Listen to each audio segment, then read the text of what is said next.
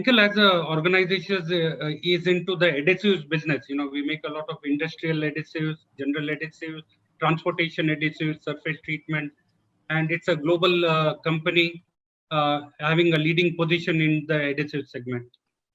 So Henkel has, supported all the sustainable development goals as outlined in the UN Summit, United Nations Summit in 2015, in which 193 member nations participate. And we support all the 17 sustainable development goals as outlined there, which primarily, is into energy, climate, it is into societal progress, health and safety, eliminating poverty, protecting the ocean. So we are into practically, playing a very strong part in each one of those. And I would certainly elaborate on our initiatives there on the 17 SDGs, as I pointed out. So continuing with this goals that we set about by the or supported along with the UN SDGs, we had set up a Vision 2030 statement wherein we talked about a 3% reduction in our energy and waste, energy, water, and waste year on year. So that means every year we set targets. It's being monitored on a monthly basis and put into the global framework. There is a sort of strong reporting, review, and set up on having this 3% reduction, because we strongly feel that currently we are using approximately 1.5 times the resources of this planet, with about currently 7 billion people on this planet. And by 2050, when we visualize 9 billion people to be there, we would be consuming approximately resources of 5 planets. And clearly, it's not sustainable. And that's something we as conscious citizens in the industry should be looking at and protecting this environment for our future generation. And that's where the 3% reduction as a conscious effort. So we have termed it as a factor of 3. So we increase either the value, meaning the societal progress, efficiency in our productions, health and safety, we increase it year on year by 3%. Or on the denominator, we reduce the footprint, meaning the energy and climate, material and waste, water and wastewater, all this. So that's what we strongly do. Uh, by 2030, we also have certain work streams and milestones that we have clearly set as goals. And predominantly that I would like to speak about are 3 work streams on climate positive or the thermal energy initiatives, one on circular economy that we are all talking about here. It's all about, uh, uh, doing the packaging waste, reducing, debonding, uh, zero waste to landfill sites. So those are all targets, wherein we are working very strongly. We endeavored on all these initiatives way back in 2010, and year on year we are, very strongly monitoring, reviewing, and in fact accelerating our programs on each of these work streams. So we aspire to be climate positive, meaning zero carbon dioxide emissions by 2040.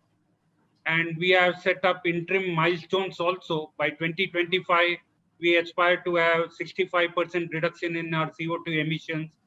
By 2030, 75%, and by 2040, we are aspiring to be totally climate positive. Likewise, on for example, other initiatives like zero waste to landfill, we want to make our sites, zero waste to landfill by doing more of co-processing, by doing more of interaction with the industry, using all our waste which have calorific fuels, calorific value, and using it in as co-processing in say cement kilns. And these are initiatives that we have promoted across the region, and we have been pretty successful in that. So currently our portfolio stands at 68% of our sites globally are zero waste to landfill sites, thanks to all these initiatives that we have put in place. And the clear aspiration is to go up to 75% by 2030. On the renewable energy front is another initiative that we have taken, wherein currently very strong initiatives are going in our North American business. Germany, of course, is a leader there, and India, of course, are very much in the forefront. We do have wind energy power purchase agreements. We have on-site solar installations at our sites which contribute to the renewable energy effort in India.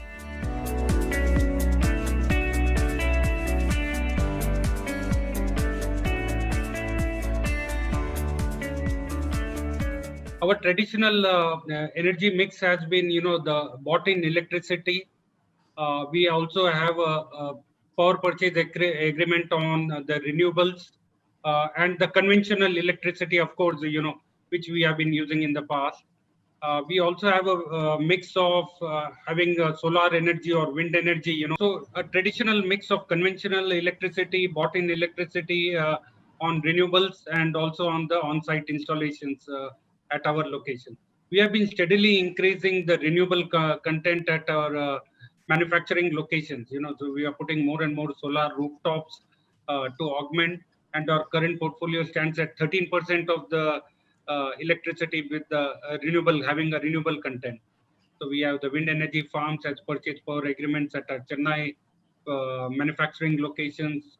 We have at our Kurkum location, which is the state-of-the-art facility, going more and more on solar rooftop installation, and also with the power purchase agreement that we have with Tata Power. So the idea is to steadily increase on this portfolio on renewables. On a global scale, Manish, to answer your question, our current standing is at 46% on the renewables, with basically North America taking the lead, closely followed by Germany, and then, of course, India. So we are certainly in the top on the renewable energy front. On the bioenergy, yes, there are a lot of work streams that I mentioned that we are now specifically focusing on. And certainly it is linked to being climate positive, reducing the CO2 emissions. So all these are closely interlinked.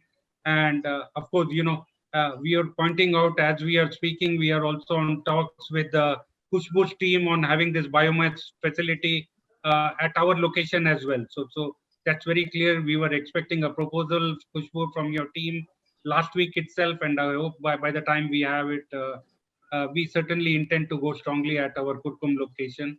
And also, we have been partnering closely with Thermax multiple locations. For example, our plants in Iran, in South Africa, where we are partnered with you, and therefore we intend to carry it more along in the coming days and years. Great. The only constraint that you talked about challenges. In terms of space, in terms of the logistics in handling, which of course we will seek guidance from Thermax and other competence.